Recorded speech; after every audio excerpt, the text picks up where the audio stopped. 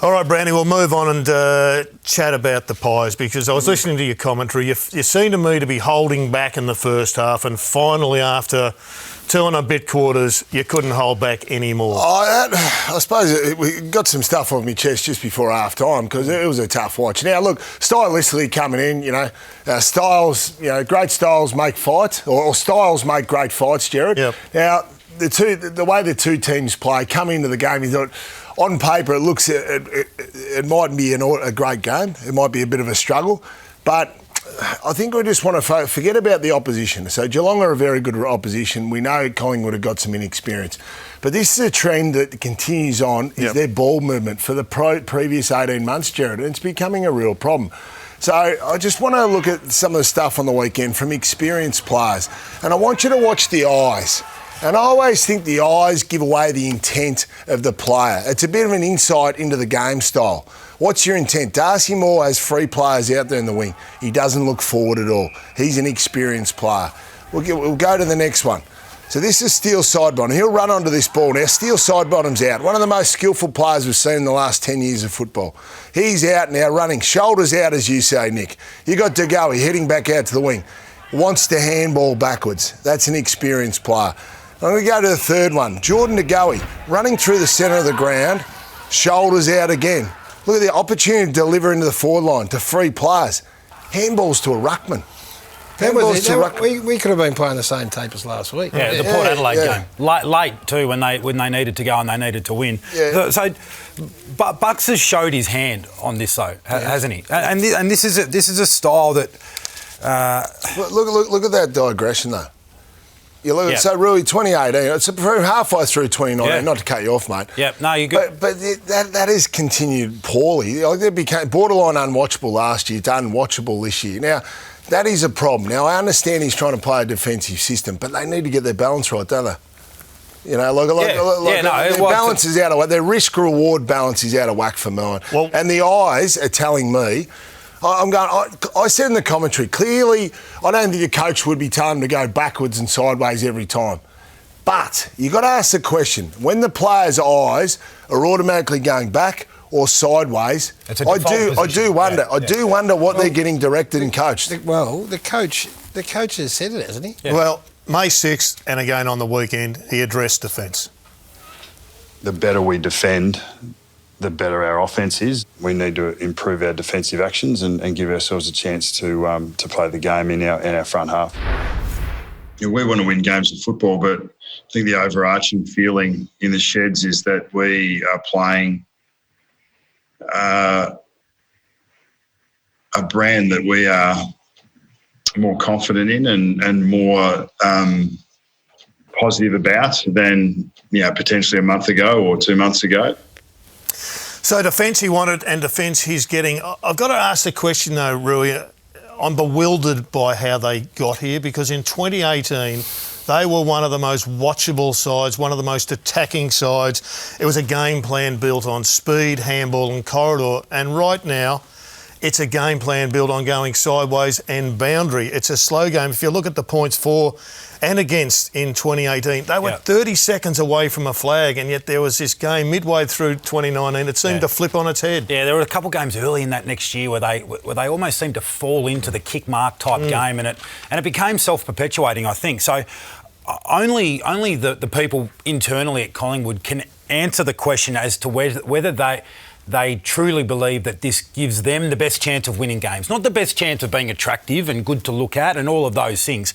And I think Bucks showed his hand over a month ago when he said we want to go back to playing that defensive style, guys. And based on that, you could say that Bucks is coaching the lights out. So in his mind, though, then Nathan Buckley is doing a good job. That's right. You say about direction from the coach. I think he flagged it. He said we're more comfortable being defensive. They've kept Port Adelaide to a 1 point, well, it was a 1 point loss, and then a 10-point loss to Geelong, both contenders, both injuries. We look at it and go, it's ugly, unwatchable, low scoring and all that. He's looking at it and going, well, this is what I've got. I'll manufacture and fashion my game plan to what I've got here and be competitive against two premiership contenders. I accept that, and that's the sort of discussion around the last 18 months. But I am yet to find out an answer why the change from the large bulk of 2018 and 2019 when they didn't have the backline they've got now, so they could afford to be more expansive and they didn't have the backline backing up.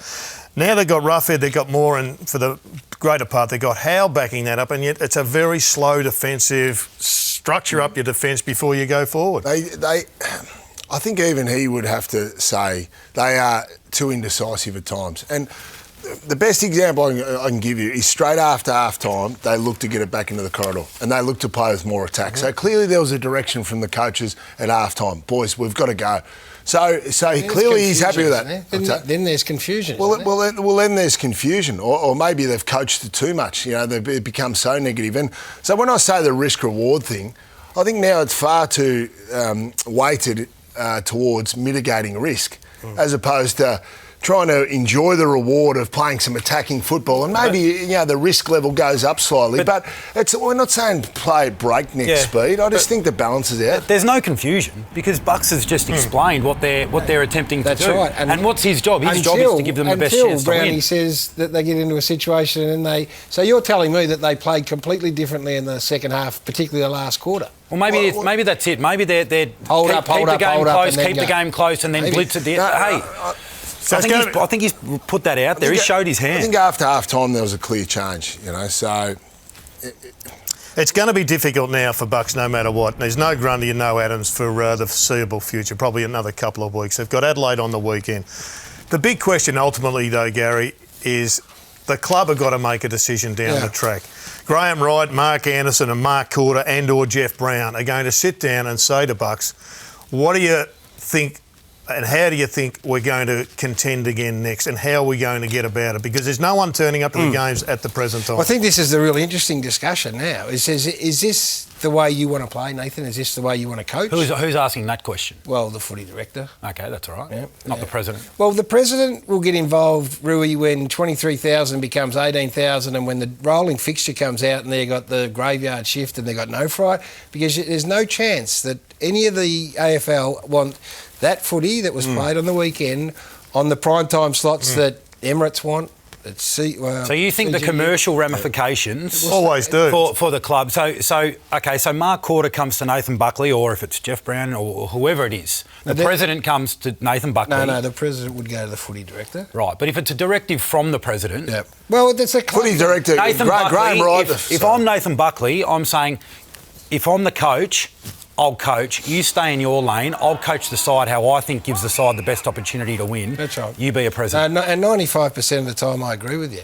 But when 23,000, their lowest crowded MCG since the Second World War or something, starts to rock up, and when their fixture comes out and they're not getting prime time, and that mob CGU and Emirates and Carlton Zero turn back to their marketing... They'll be right now, though. They're getting a run. Yeah, turn around to their marketing people and say, hey, you've asked for the big check. What we expect... this, then it becomes a whole of club issue. So you don't think it's as simple as can he coach or not? No, 100% at the end of it. But right now, if Nathan was to turn around, and this is what fascinates me. Nathan knows this as well as you do, you do, and I do. So he's doing this considered.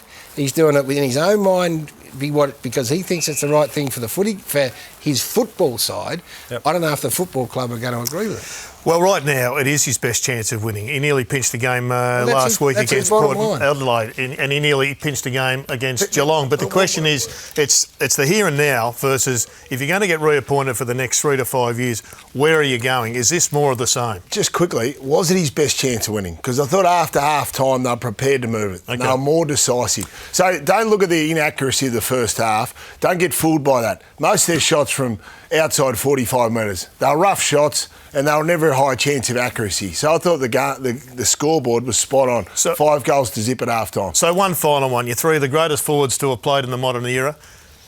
Peter Moore said it'd be a fluke if you kick 5 goals in this side. Did you agree with his comments? Yeah. Oh, it'd be a horrible side to play 40. There's a young kid called Jackson Callow at the moment who, there's a report in the paper today, is going to be drafted from Norwood and Collingwood are going to take him. He'd be going, hey, not in that forward line.